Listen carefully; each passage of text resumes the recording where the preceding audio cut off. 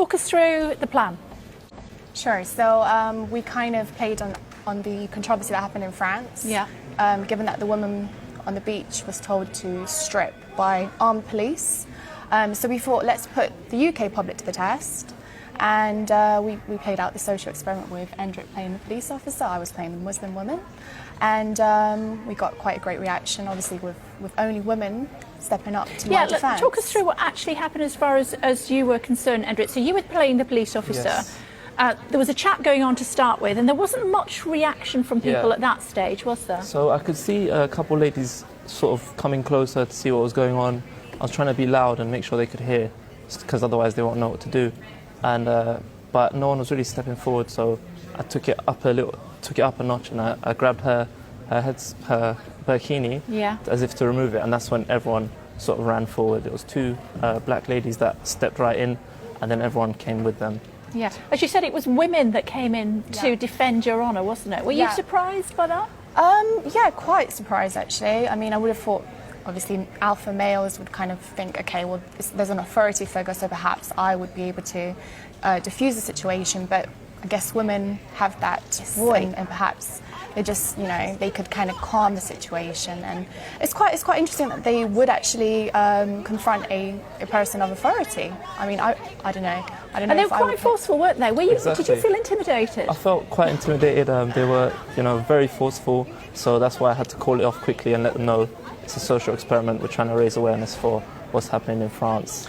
We've been asking people on social media today what they thought and how they would react. And George Perfect says he'd lodge a formal complaint, is what he was saying, rather than actually jumping right in. This is what he said.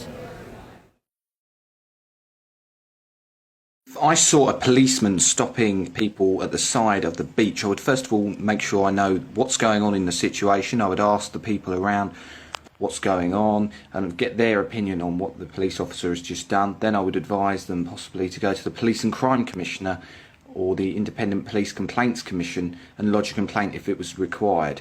I wouldn't just jump in and intervene, because obviously you don't know what the police officer is doing and you don't know what case he is trying to solve. You're nodding there, Amina. Yeah, absolutely. I mean, no one would really want to personally go up to a police officer and confront him. I mean, they're just doing their job, I guess. So it's quite interesting that people did.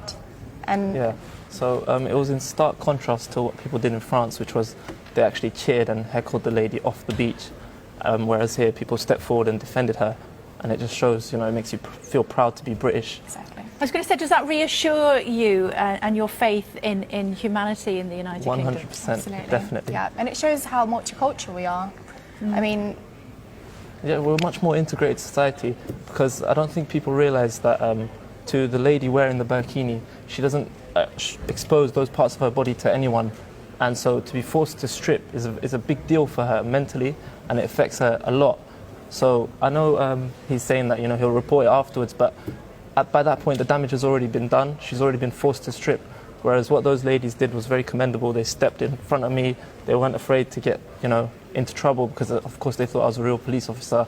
Stepped right in. And how did people react once they realised that actually, it was a social experiment? they were so relieved. They were so happy. The way that woman just embraced me and she just gave me this hug, I just felt so much warmth. And she was so happy to know that, this wasn't an actual occurrence. This was, just a little. Yeah, it's when you touched her head. You see, I don't think I would have got involved until you touched her head, and then I would probably have had to say something. You would have to. At that stage, you would have to step in, wouldn't you, and defend her honour. We've been chatting to body language expert Judy James, and she sent us her video in as well. Would I have stepped in here? I can say categorically yes, but that's because I'm a body language expert, and I have to say that fake policeman's body language was such rubbish that I would have sussed straight away that he wasn't the real deal. Otherwise, people can't give an accurate hypothetical answer to this, because we work very much on the moment in circumstances like this, and the eye makes a lot of very complex evaluations in terms of the level of danger, the level of threat, how many other people are around, the bystander theory, And for most people, though, the cut-off point would have been where he literally grabbed at her and she shouted, and that's where people would have thought, particularly the women that were honing in on them anyway, would have thought, no, we need to step in here. This is where she appears to be under threat, and she definitely needs our help. You see, that's exactly what I was saying. And I suppose you have to deal with the fact that some people would be critical of what you did. And I just want to tell you, James has called the supposed policeman, I think he means you, entered, and he's saying that your behaviour was disgusting. Do you want to hear what he had to say? Yeah, sure. Here we go. Sure. Oh. Well, I mean, my behaviour was absolutely disgusting. I was portraying what was point you were happening in making. France, Yeah. exactly, which we all felt was absolutely disgusting. So I'm glad I convinced him, you know. Do you feel, though, that, you know, that some criticism would be levelled at you and people would be saying, yeah, you are holding up a mirror, but actually it's inappropriate because you are impersonating a police officer and you are suggesting that it's what, I'm guessing you wouldn't wear a bikini to the beach, and so it's something that you're doing just to try and hold up a mirror for society, and it's not something that everybody would appreciate? I mean, we did it to raise awareness for the issue, and we succeeded in that. The costume was obtained legally online. You know, anyone can buy the costume. There was no criminal intent or anything, so we didn't do anything illegal. There was no ID on the police officers' uniform and stuff, so there was no. No matter laws what you do, broken. you're going to get criticised. Of course. But Hey, welcome to my world. I feel like it was a success. So what are we taking away from this social experiment, do you think? That Britain is much more integrated. We're much more integrated. We stick up for each other, and that the people in France could really need to take a good look at themselves and think, are we really going to cheer people who are being forced to strip off a beach? I think it kind of shows that women can't really win either way. You're wearing no clothes, you're being criticised for it. You're wearing too many clothes, you're being criticised for it. So what can we really do? I mean, bear in mind, got the to bikini the is very stage similar where to a swimsuit, exactly, to a it's wetsuit, like a wetsuit. And you wouldn't ask anyone to remove a wetsuit if they had it at the beach. Yeah, exactly. So, and somebody will step in to defend your honour if they feel that you are being intimidated in some way.